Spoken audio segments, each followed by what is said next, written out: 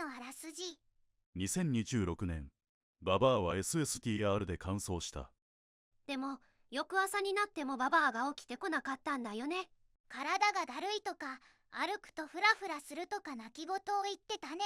なんでだよ、当日はあんなに元気だったのに。アドレナリンが切れたみたいだね。能登半島を観光する予定が台無しだよ。ババアは快活クラブに36時間籠城した。そして SSTR 参加の2日後、ババア完全復活だね。昨日は一日中引きこもって寝てたらしいよ。結局快活クラブに2泊して5食も食べてたね。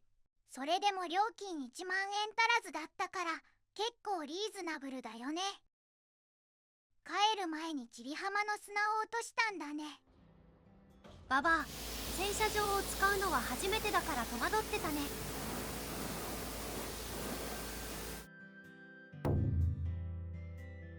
休憩してたらご夫婦に声をかけられたね。ステッカーをプレゼントしたらお返しにあんドーナツとハト麦茶をくださったよ。ほんと嬉しいよね。ババアも感激してたね。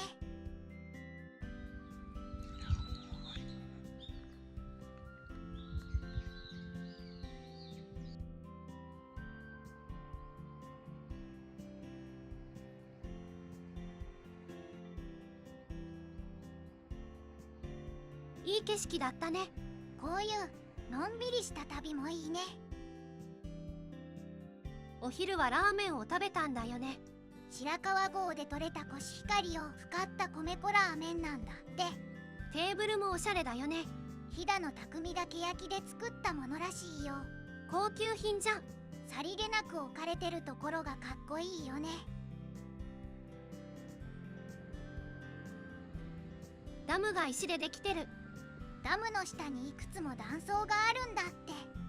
だからコンクリートより土や石を積み上げる作りの方が向いてたらしいよ。今年も桜の里庄川に来ました。巣作り、子育てで頭上を通います。ゴミや糞など落としてしまったらごめんなさい。巣立つまで温かく見守ってください。お願いします。ツバメさんからのお手紙だね。元気に巣立つといいね。ババアがまた道草してるよ。ひっそりした場所にこんな綺麗な滝があるなんて。びっくりだよね。でも魚帰りの滝って面白い名前だよね。あまりの水の激しさに魚が登るのを諦めて引き返したという言い伝えからこの名前がついたらしいよ。もう営業してないね。5時閉店は早すぎるよ。せめてツバメの姿を見ていこうよ。いっぱい飛んでて可愛いね。岐阜に来たら下呂温泉は外せないよね。ババア、筋肉痛を温泉で癒したいって。文字通りババアだね。景観が見えない部屋だからちょっと安かったらしいけど、普通に居心地いいよね。今時カードキーじゃないんだ。このキーホルダー昭和の香りがするね。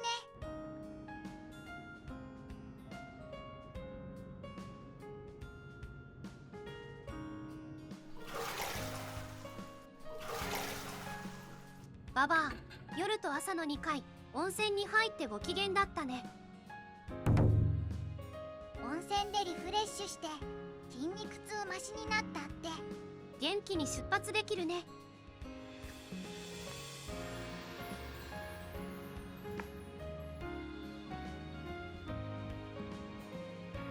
ババア一人遊び。ローラーの刺激で足のポリがほぐれるんだって。ババアが突然ここに寄ってみたいって言い出したけど、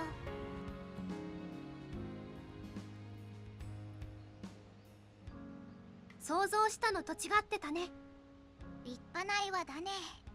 この形って完全にイザナギ、イザナミという2人の神様が人類の繁栄と幸福を願ってここに岩を置いた、そう書かれてるね。そうなんだ。まさにチンスポットだね。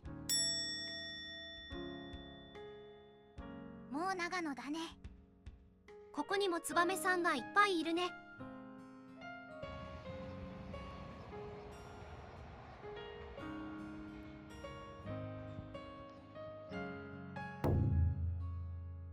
ここ去年も泊まったとこだ。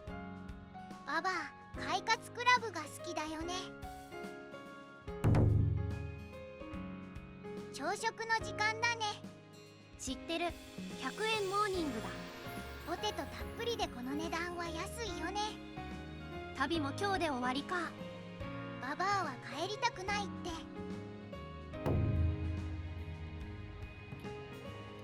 ここ去年通りかかった時はまだ工事中だったけど、リニューアルオープンしたんだね。露天風呂からの景色も良かったね。虫がぷかぷか浮かんでたけど、これも自然の醍醐味だよね。ちなみにドライヤーは有料だったよ。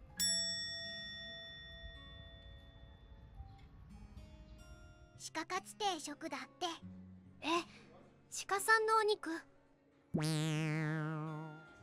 ババア、今回はこっちにしとくって。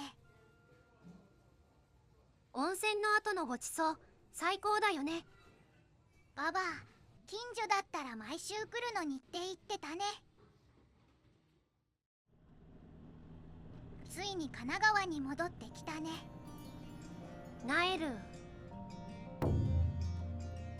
最後にここに寄りたいんだって。相模湖公園。ババア、初めて来たらしいよ。静かでいいところだね。相模湖って人造湖なの？うん、ババアも知らなかったらしいよ。神奈川に30年住んでて知らなかったの？東大元暮らしってやつだね。こうしてババアの SSTR は幕を閉じた。これ何？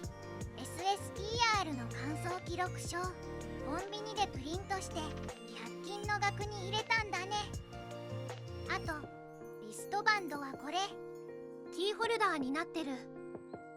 タワレコで売ってるラバ版キーホルダーをつけたんだって。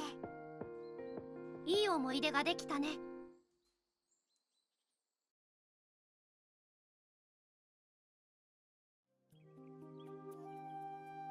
ついに四国お遍路シリーズが始まるよ。